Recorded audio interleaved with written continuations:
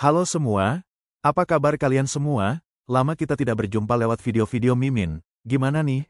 Apakah kalian sudah bisa tidur nyenyak semalam setelah timnas kita bertanding melawan Jepang? Sabar ya guys ya. Anggaplah ini semua sebuah pengalaman untuk persiapan di round 4. Oke, kali ini kita akan bahas soal pertandingan Jepang lawan Indonesia, hingga ranking FIFA Indonesia. Selamat menikmati video ini. Jangan lupa subscribe ya. Terima kasih. Timnas Indonesia tak mampu meredam serangan bergelombang dari Jepang dalam laga terakhir grup C babak ketiga kualifikasi Piala Dunia 2026. Tim Garuda akhirnya tumbang dengan skor telak 0-6 dari Samurai Biru dalam laga yang berlangsung di Stadion Suita, Osaka, Jepang. Ini hasil terburuk yang diderita skuad Garuda dari 10 laga babak ketiga kualifikasi Piala Dunia 2026 zona Asia. Kekalahan terbesar lainnya kalah 0-4 dari Jepang saat laga berlangsung di Stadion Utama Gelora Bung Karno, Senayan, serta 1-5 di kandang Australia. Hasil ini sebenarnya tak berpengaruh karena Indonesia sudah dipastikan lolos ke babak keempat usai mengalahkan China 1-0 pekan lalu. Namun, kekalahan telak pada laga penutup ini mengecewakan banyak pihak, terlebih bagi sang pelatih Patrick Kluivert. Dalam konferensi pers seusai laga, Coach Patrick mengungkapkan kekecewaannya. Beberapa menit awal kami bermain baik. Seperti yang saya bilang kemarin, Jepang punya banyak kualitas dan inilah level Piala Dunia tentu saja. Individual dan kolektif, mereka tim yang bagus. Apalagi yang bisa saya katakan, tentu saya sangat kecewa dengan hasil pertandingan ini. Juga bagi negara Indonesia, kecewa, tentu saja, imbuhnya.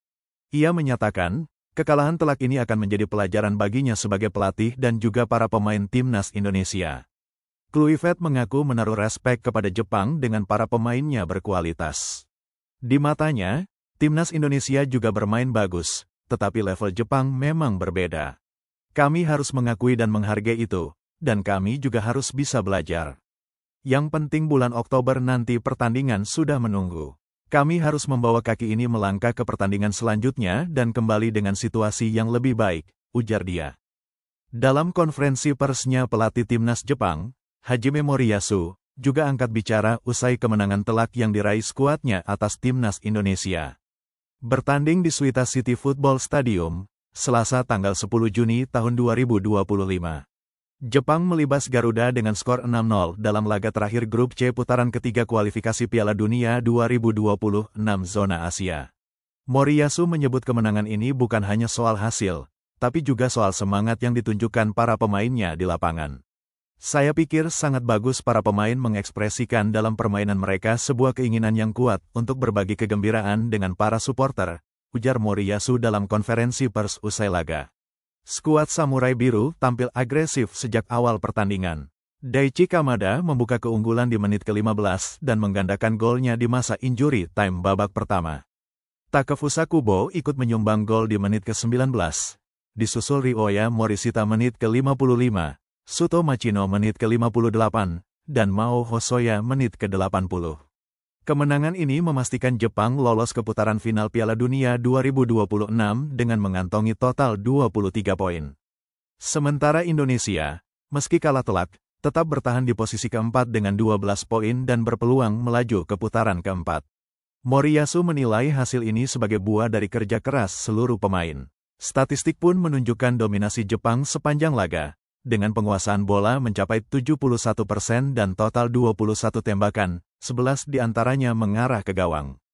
Sebaliknya, Indonesia tidak mampu melepaskan satu pun tembakan.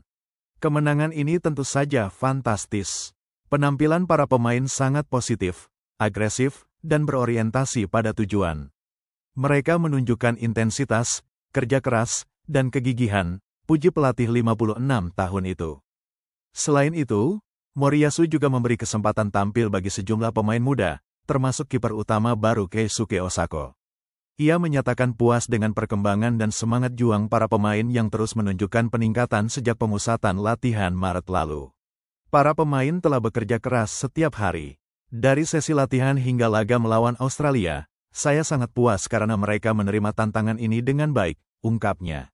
Dengan performa solid dan konsisten, Jepang semakin menunjukkan bahwa mereka adalah kekuatan besar di kancah sepak bola Asia, bahkan dunia. Meski turun dengan pemain muda, Jepang tampil maksimal, sebab tidak ingin lagi malu atas kekalahan melawan Australia 1-0. Dalam laga melawan Timnas Indonesia, Timnas Jepang bahkan sudah unggul 2-0 di babak pertama. Memasuki menit ke-84 Jepang bahkan sudah unggul 6-0. Pertandingan berakhir dengan kekalahan Timnas Indonesia 6 gol tanpa balas. Meski hasil laga tidak lagi mempengaruhi kedua tim, namun kekalahan Timnas Indonesia membuat misi balas dendam gagal tercapai. Timnas Indonesia berada di peringkat ke-116 dunia sebelum dibantai Jepang 6 gol tanpa balas. Berdasarkan kalkulasi dari Football Ranking, kemenangan atas Jepang akan membuat Timnas Indonesia naik ke peringkat ke-110 dan menempel ketat Vietnam di peringkat 109. Di sisi lain, hasil imbang melawan Jepang saja akan membuat Timnas Indonesia bisa naik satu tingkat ke posisi 115 menggeser Madagaskar. Namun jika kalah dari Jepang, Timnas Indonesia akan turun ke urutan 119 dunia. Kekalahan telak dari Samurai Biru tersebut disikapi Erick Thohir dalam unggahan di media sosial. Erick berterima kasih kepada supporter Indonesia yang datang ke Suita. Terima kasih seluruh supporter yang sudah datang dan mendukung Timnas Indonesia di Osaka, Jepang maupun di tanah air, kata Erick. Erick Thohir juga berjanji akan mempersiapkan Timnas Indonesia dengan lebih baik untuk babak 4 kualifikasi Piala Dunia 2026, Oktober mendatang. Kita persiapkan tim agar bisa lebih baik untuk babak 4 kualifikasi Piala Dunia 2026, ucap Erick. Babak 4 kualifikasi Piala Dunia 2026 nanti terdiri dari 6 tim negara yang terbagi ke dalam 2 grup. 6 tim negara itu merupakan penghuni peringkat ketiga dan keempat pada babak ketiga kualifikasi Piala Dunia 2026. Dari 2 grup tersebut, juara grup akan lolos langsung ke putaran final Piala Dunia 2026, sedangkan runner-up akan lolos ke babak kelima. Pemenang babak kelima akan melanjut ke play-off antar konfederasi. Pemenang babak ini dapat 1 tiket ke Piala Dunia 2026.